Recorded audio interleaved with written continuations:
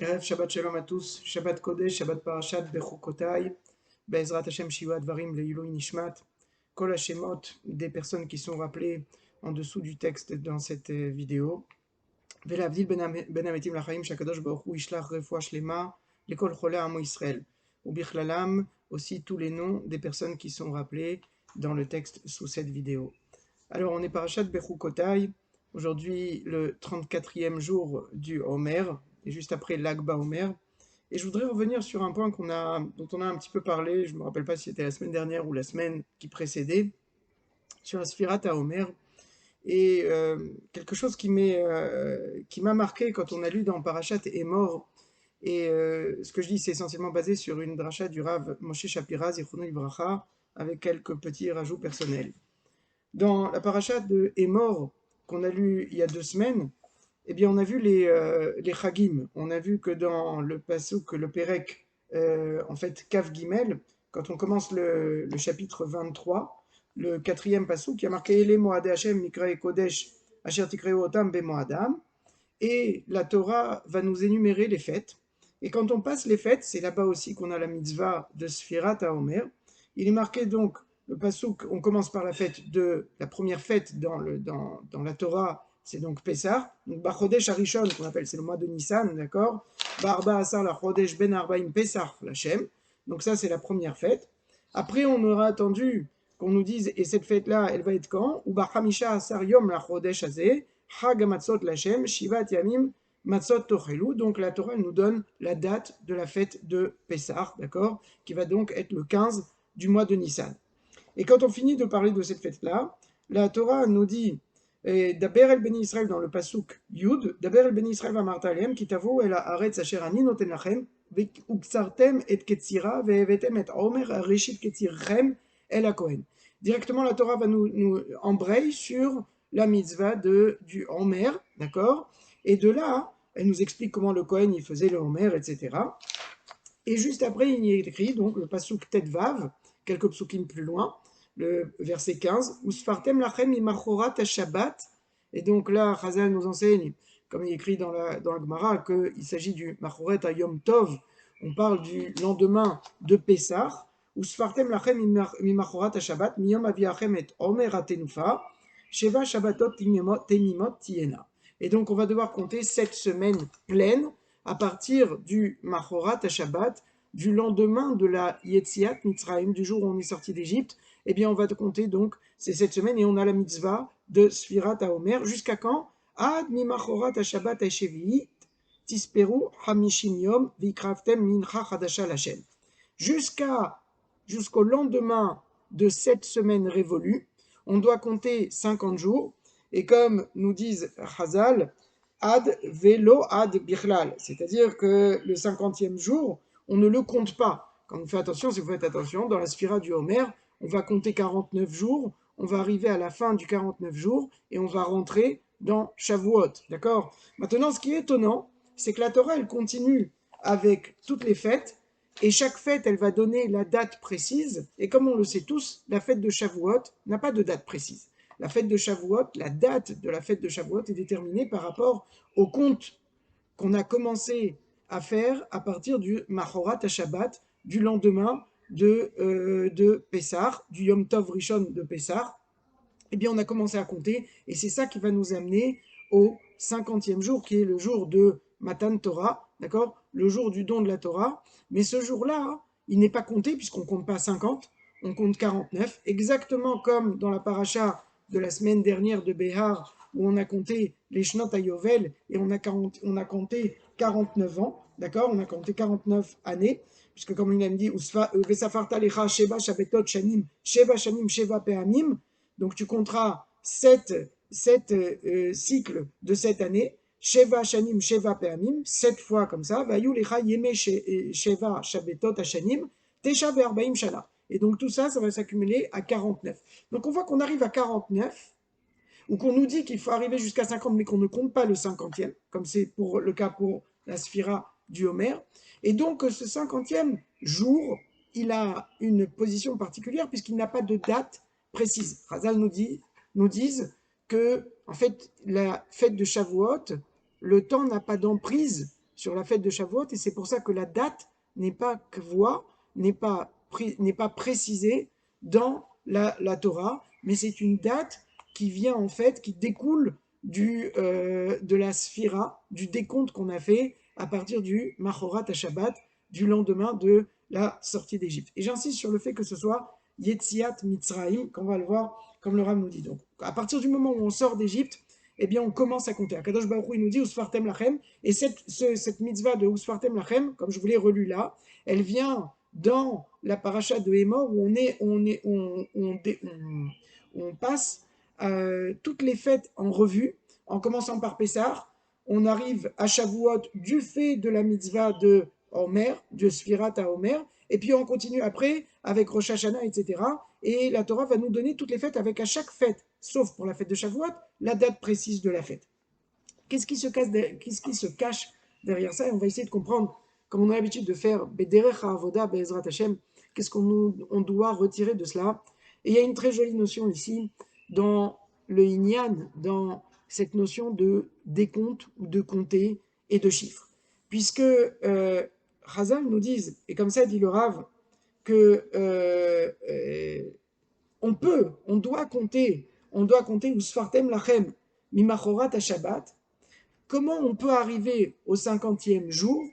C'est en comptant 1, et 2, et 3, et 4. Et comme nous dit le Rav, Leagia Leoto Mispar Hamishim, Efshar Leagia Rak Derer Sfira Shematrila, Beatrala, ou Magia Ad Lesham. On est obligé de compter 1 plus 1 plus 1. Et comme nous fait remarquer le Rav, si vous faites attention, et c'est quelque chose qu'on fait tous les jours quand on fait la bracha du Homer, le Rav nous dit que quand on fait la bracha du Homer, on ne dit pas Ayom Yom Sheni la Homer. Comment on dit? On dit Ayom Shne Yamim la Homer. Ça veut dire quoi? Ça veut dire que chaque jour, voilà, hier on était le 33e jour, d'accord, le 34e jour, pardon. Alors qu'est-ce qu'on a dit? On est aujourd'hui le 34e jour, on a dit hier soir quand on a fait la bracha, Ayom Arba ou Shloshim Yom la Homer. On n'a pas dit Ayom Yom Shloshim ve Arba la Homer, qu'aujourd'hui c'est le 34e jour. Quelle est la différence? On a dit aujourd'hui Ayom Arba ou Shloshim Yom la Homer. Ce jour aujourd'hui, il contient en lui le premier jour que j'ai compté, puis le deuxième, puis le troisième, puis le quatrième. Ce ne sont pas des jours séparés. Ce sont des jours qui font que je suis en train de construire quelque chose, qui fait que Ayom, j'ai en moi, j'ai dans ma poche déjà 34 jours où j'ai travaillé, chaque jour un niveau, plus un niveau, plus un niveau. Et Ayom, c'est pas que c'est juste l'étage 34. C'est qu'aujourd'hui, Ayom, Arba ou Shloshim Yom la Homer. Ce jour-là, il contient 34 jours. Et ce jour-là, il va grandir chaque jour d'un jour en plus. Et c'est le Yom pour arriver au 50e jour que lui, on ne va pas compter. Donc ça, hein, c'est un premier ridouche, c'est qu'on est obligé de compter 1 plus 1 plus 1 plus 1, mais que cette façon de compter, elle est un peu spéciale, puisque à chaque fois, on revient au premier jour qui contient en fait ce jour-là, le jour spécial qui contient tous les jours pour arriver justement à 49 jours révolus qui vont nous emmener à un chiffre qui est un peu spécial comme on va le voir, qui est le chiffre de 50. Et ça, le Rav nous dit que c'est exactement la même chose, si vous faites attention. On va revenir quelques mois en arrière. Dans le Seder HaAvoda, quand le Kohen Gadol, quand on fait le Seder HaAvoda et que le Kohen Gadol était en train de faire la Hazaya, les aspersions, alors il y a marqué Vekachaya Moné. Comme ça, il comptait. Achat les mala, vesheva les mata. Achat, achat ve'achat, achat ou shtaim. À chaque fois, on compte comme ça 1 et 1, 1 et 2, 1 et 3, jusqu'à achat vesheva, velo ayamatzlif, etc., etc. Et on continue dans le Seder Avoda. Et Chazal nous dit pourquoi on compte à chaque fois 1, 1 et 1, 1 et 2. Il y a plusieurs raisons, il y a plusieurs interprétations. Une des interprétations à Botaï, c'est que de toutes les façons, tout est rattaché à ce 1, au premier compte qu'on fait. De la même façon qu'ici, on a dit Ayom, Arba ou Shloshim Yom la Homer, j'ai pas compté 34 jours séparés, individuels. J'ai compté 34 dimensions d'un même jour. Ayom, Arba ou Shloshim Yom la Homer, et pas Ayom, Shloshim ve Arba Yamim la Homer. C'est pas la même chose. C'est pas que ce jour-là, c'est le 30, Ayom et Yom Shloshim ve Arba la Homer, pardon. C'est qu'aujourd'hui, c'est 34 jours en tout dans un jour, qui sont contenus dans un jour. et à chaque fois en travaillant une mida qui est différente, etc. Et pourquoi c'est important de compter comme ça? On va voir, parce que tout ça, c'est pour compter pour arriver à une bnia, un binyan, à une construction qui est quelque chose de particulier, qui est, comme on va le voir, au-dessus des chiffres. Et le Rav nous dit la chose suivante. Le Rav nous dit que la notion de chiffre dans la Torah, c'est une notion très particulière, de nombre, pardon.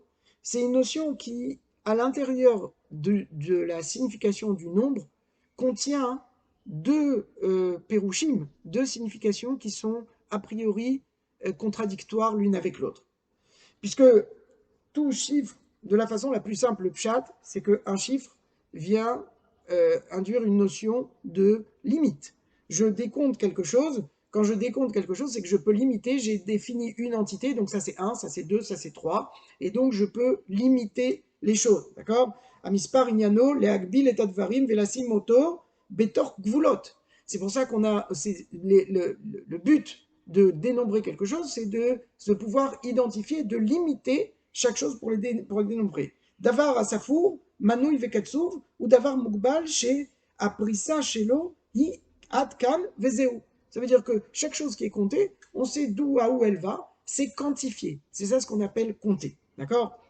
Ça, c'est d'après la chose, comment on définit le sens simple de la gvoul. Et d'ailleurs, si vous faites attention, Chazal nous disent que la gematria, la valeur numérique de Mitzraïm, c'est 380, qui est exactement la même gematria que Mispar, qui est aussi 380. Qui veut dire que Metzer c'est l'étroitesse, Mitzraïm, c'est qu'on t'a mis dans une étroitesse, dans quelque chose qui est limité. D'accord? Maintenant, si on va regarder la Maseret Yoma d'Afkaf Bet Amoud Bet, il y a écrit la chose suivante. Il y a écrit dans Maseret Yoma que,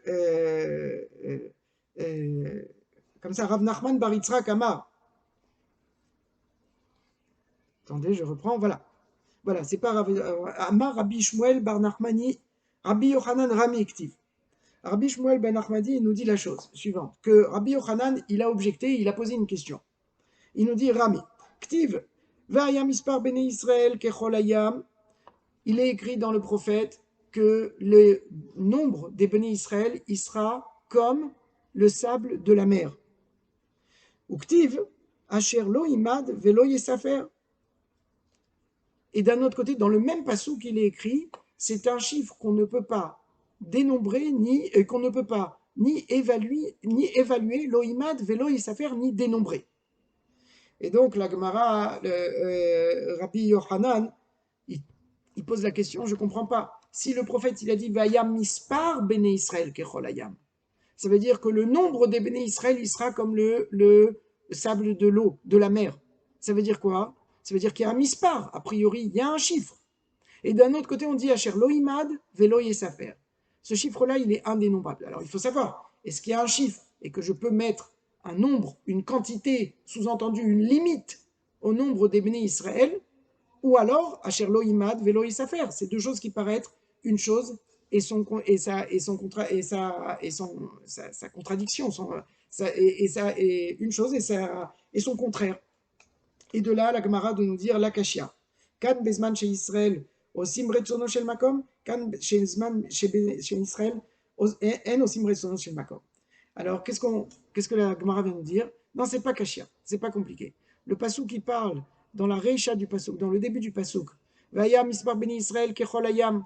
Quand on peut mettre un chiffre sur les bénis Israël, c'est que les bénis Israël ne font pas la volonté d'Akadosh Baruch Hu, sous-entendu qu'Akadosh Baruch Hu n'est pas avec eux, si on peut parler comme ça. Alors à ce moment-là, ils sont dans une dimension qui est une dimension limitée. Mais d'un autre côté, Asher lo imad velo isafer, quand est-ce qu'on ne peut pas les dénombrer? C'est quand les Bnei Israël ils font le Retson, la volonté d'Akadosh Baruch Hu. Quand ils font la volonté d'Akadosh Baruch Hu, alors à ce moment-là, on ne peut pas les dénombrer. Et à ce moment-là, chez Asher lo imad velo isafer, c'est quelque chose qu'on ne peut pas dénombrer. Mais le Rav Shapira, Zichronim Vracha, il nous dit c'est très compliqué de dire ça comme théroute. Pourquoi? Parce qu'il a une couchée sur la Gemara. Il dit quand on a Shne Ketuvim Amachishim Ze et Ze, quand on a deux psukim qui se contredisent, alors Yavo Akatuv Ashelishi ve Yachia Benehem, alors on va chercher un troisième pasuk qui vient nous dire non, il faut comprendre comme ça ou comme ça, quand on a a priori deux psukim qui sont contradictoires. Mais ici, Rabotai, on ne parle pas de psukim, on parle du même pasuk. Et c'est très dur de dire que pour comprendre ce pasouk, on est obligé de parler de Bnei Israël dans le même pasouk, dans deux dimensions qui sont différentes. Et donc de là, le Rav de conclure, Ela Sod Hu. Et donc c'est quoi le Sod? C'est que Sheken Hu Anaga Im Klal Israël Leolam. C'est comme ça que Akadosh Baruch Hu, il dirige les Bnei Israël dans le monde. שאנחנו קיימים בתוך עולם של טבע, אבל אנחנו תמיד בחיבור למה שלמעלה מהטבע. C'est-à-dire que les Bnei Israël, ils sont toujours dans une dimension qui est la dimension de la nature, qui suit et qui est régie par les règles de la nature. Ce sont des choses quantifiables, des choses qu'on peut prévoir, des choses qui sont limitées, des choses qu'on peut expliquer et rationnelles. Ça, c'est la dimension de la Teva. Mais cette dimension de la Teva-là, il faut savoir qu'en même temps, et pas que ces deux situations qui sont séparées, puisque c'est dans le même passage qu'on parle de ces deux états des Bnei Israël, qu'on peut les compter et qu'on ne peut pas les compter, c'est qu'en même temps, on est soumis, on est régi par les lois et on doit faire attention aux lois de la Teva, mais en même temps, il faut savoir qu'on est connecté à une source qui est au-delà des lois de la Teva. Et donc, on est quand on fait Retzon à Kadosh Baruch Hu et quand on est connecté à Kadosh Baruch Hu, on ne dépend plus des lois de la Teva. Bien sûr, il n'y a pas de miracle dévoilé aujourd'hui, bien sûr, on est obligé de faire avec les règles du jeu. Mais il faut savoir que quand on fait avec les règles du jeu, on est au-dessus des règles du jeu. Pourquoi je vous ai ramené ça? Et en quoi ça se ramène à ce qu'on est en train de dire sur la notion de mispar? La notion de mispar à Botaï, elle est ramenée, on a vu le premier sens de mispar, qui est un sens de gvoul, de limite, d'accord? Mais il y a un deuxième sens à la notion de mispar. Le deuxième sens qu'on peut donner dans la Torah à la notion de mispar, comme on dit le Rav, c'est qu'il y a écrit dans Shemot Kaf Dalet, pour ceux qui veulent aller voir, c'est la paracha de Mishpatim. Il est écrit là-bas que comment pour ceux qui veulent aller voir, c'est Perek Kaf Dalet Pasuk Yud. Veyeru et Eloke Israël vetachat raglav kemaase livnat asapir ou ke'etzem hashamaim la Torah. Et Chazal nous dit c'est quoi que les Tachat Raglav, on parle de dessous le trône céleste d'Akadosh Baruch Hu, Kemaase Livnat Asapir. C'est quoi Kemaase Livnat Asapir?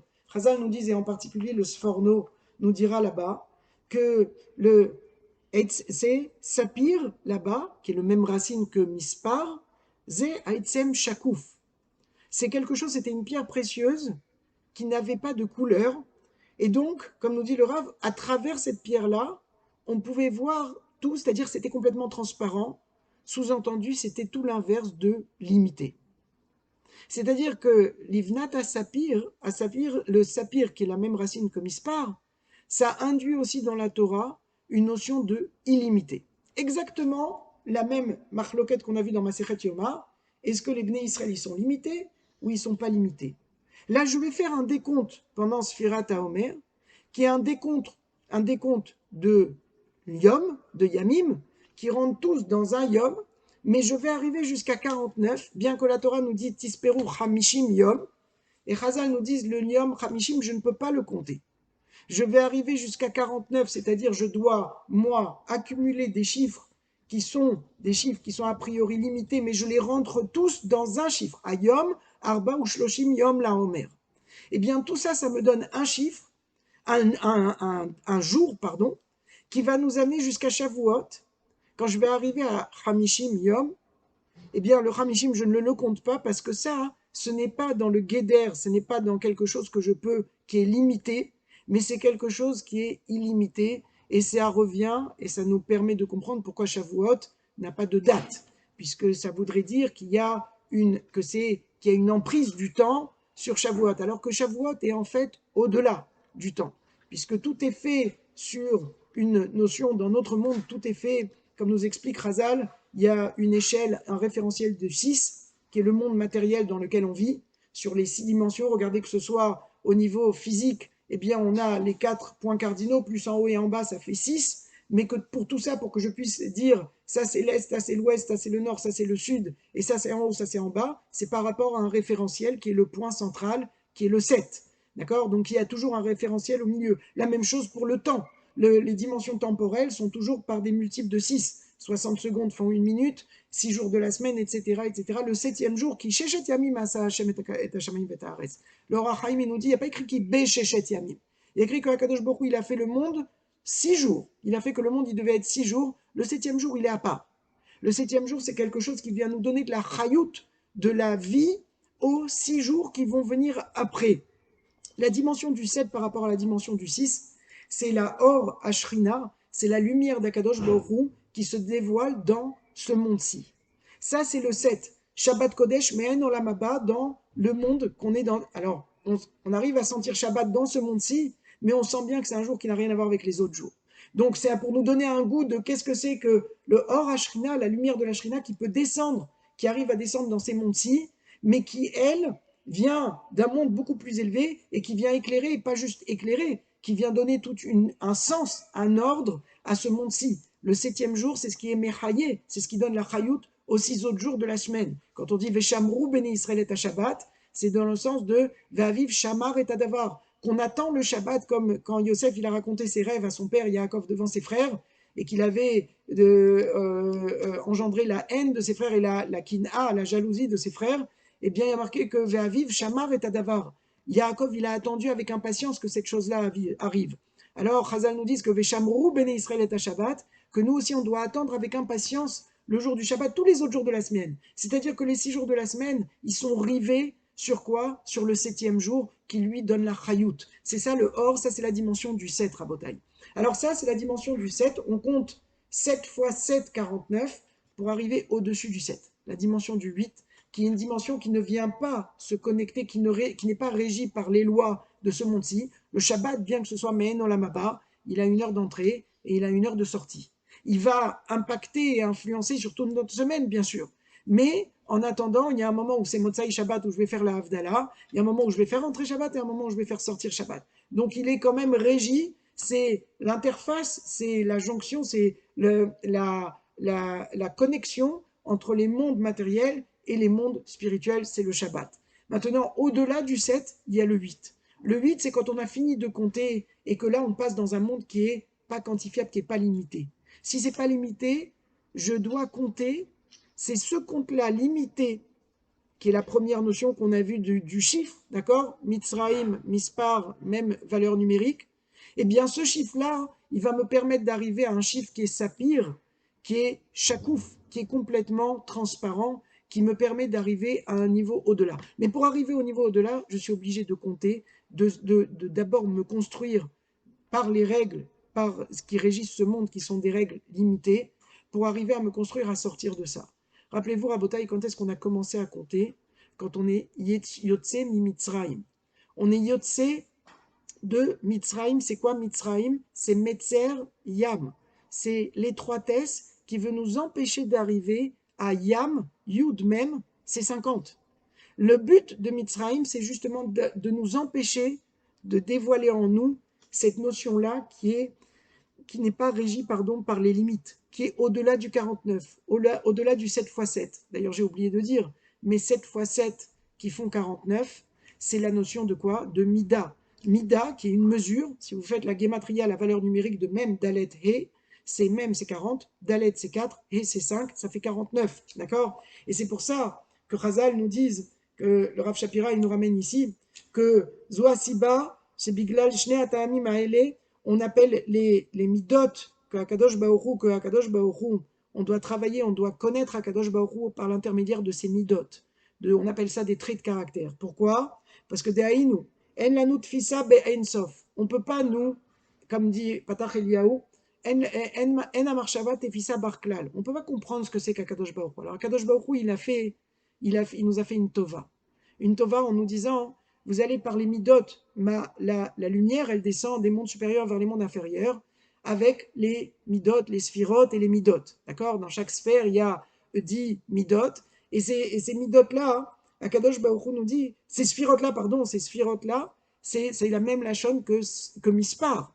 Mais on comprend qu'il y a ici les deux notions, parce que, comme nous dit le Rav Shapira, En lanu tfisa be'en sof. Akadosh Baruch Hu, il est en sofi, il est infini. Alors comment je peux, moi, appréhender, apprécier du en sof, de quelque chose qui est infini, par l'intermédiaire des sphirotes? D'avar shehu lo mukbal legamre Az asfirot me'afsherot tfisa. Il nous dit qu'en comptant, en connaissant les sphirotes, en étudiant les sphirotes, d'accord, de Keter, d'accord, jusqu'à la dernière des sphirotes qui est Malchut, eh bien, je peux en fait, dans les sphirotes, j'ai une notion en même temps qui me permet moi d'avoir un minimum de compréhension, mais en même temps, je n'ai pas de compréhension puisque c'est quelque chose qui est En-Sophie, mais c'est la seule façon pour moi de me rattacher à ces deux facettes-là, comme le mispar. Le mispar, c'est quelque chose de Mughbal, mais c'est quelque chose d'un autre côté qui est saphir, qui est complètement transparent, qui est illimité. Pourquoi j'insiste là-dessus, Rabotai? Parce qu'en fait, la fête de Shavuot, elle nous ramène au don de la Torah. Le don de la Torah, il n'a pas de date, et c'est ça qu'il faut comprendre à Rabotai. On a passé la Iloula du Tana Eloki, Rabbi Shimon Bar Yochai, qui nous a fait ce cadeau de nous donner la Torah du Nistar, le Zohar, d'être Mechaber, le Zohar à Kadosh, la Torah du Nistar, qui est une Torah qui nous permet de comprendre dans ce monde-ci comment nous, on doit connecter les choses les plus simples de notre vie, de ce monde-ci, avec justement les choses beaucoup plus élevées. Et qu'on prenne conscience que tout ce qu'on fait, tout ce qu'on dit, tout ce qu'on regarde, eh bien ça impacte sur notre Neshama, qui est une partie divine qui est directement reliée à Akadosh Baruch Hu. Comment je vais parler, comment je vais faire ma tfila, comment chaque chose, Rabotai, elle a de l'impact. Et Rabbi Shimon Bar Yochai dans le Zohar, il nous a permis de nous montrer le sens caché de que quand je fais quelque chose qui a une réalité qui est dévoilée, du niglé, il y a aussi du nistar. Et il n'y a pas dans une réalité qui n'a pas ces deux facettes-là, de l'apparence, la chitzoniout, sans avoir de pnimiout avec ça. Dans un chiffre, quand je compte le jour, alors je décompte a priori le côté chitzoni des choses, je peux le limiter, mais la pnimiout des choses, ce qui est à l'intérieur des choses, les kavanotes, comment moi je me construis, comment moi je vais remplir ce jour-là de tochen, de contenu, eh bien ça c'est illimité, ça ne dépend que de nous, d'accord? Et c'est pour ça, Rabotai, que la fête de Shavuot, quand on reçoit la Torah, c'est la façon d'Akadosh Baruch Hu de nous parler. Chazal nous disent que la Torah, quelqu'un qui va étudier la Torah, Torah chez Birtav, Torah chez Béalpé, et les différents niveaux de la Torah, dans le Pardes, que ce soit le Pshat, le Remez, le Drash ou le Sod, eh bien là-dedans, Akadosh Baruch Hu, il nous parle. C'est la façon d'Akadosh Baruch Hu de nous parler. Vous savez que dans un couple, si on peut parler comme ça, qu'Akadosh Baruch Hu, Knesset Israël, c'est comme un couple d'un homme et d'une femme, eh bien dans un couple, il doit y avoir un dialogue. Ce dialogue, Akadosh Baruch Hu, pour nous parler, il utilise la Torah. Il nous a donné la Torah qui est Hamouda Genouza, qui est ce qu'il avait de si cher pour lui, eh bien il nous l'a donné. On va la recevoir, nous on doit être au niveau, on doit la recevoir. On doit recevoir la parole d'Akadosh Baruch Hu, la façon dont Akadosh Baruch Hu nous parle. Comment nous on parle à Akadosh Baruch Hu dans l'autre sens? Par l'intermédiaire de la tfila. Et un homme, il faut qu'il comprenne que plus il va étudier la Torah, plus il va comprendre le langage qu'Akadosh Baoru, la communication avec Akadosh Baoru, plus il va être apte dans cette fila à monter et à parler de l'autre côté, puisque c'est un dialogue, c'est un douciard. Ça se fait dans les deux sens. Mais pour pouvoir parler à mon interlocuteur, alors il faut que je sache comprendre mon interlocuteur pour pouvoir lui parler. Et plus je vais comprendre, soit sous-entendu, plus je vais étudier la Torah, plus je vais comprendre ce que mon interlocuteur veut me dire, et dans ce cas-là, c'est Akadosh Baruch Hu dont on parle, et donc plus je vais pouvoir comprendre la portée que peut avoir moi quand je parle à Akadosh Baruch Hu dans ma tfila. Rabotai, tout ça, ce sont des choses qui sont Yemé Gadlut, c'est des jours où on grandit, des jours de Sfirat à Omer, la Sphira du Omer. On dit pas, on a dit ici Sfirat à Omer, c'est le sapir. Ça vient nous rappeler justement cette notion de mispar, mais aussi de sapir, qui est justement cette notion de transparence. D'un côté, il y a quelque chose de limité, pardon, dans un mispar, mais justement, nous, on compte ad velo ad bichlal, jusqu'au moment où ce compte-là, il nous permet, dans un monde qui est limité, qui est le décompte des jours, d'arriver à quelque chose d'illimité quand on est mitraber à la Torah au jour de Shavuot.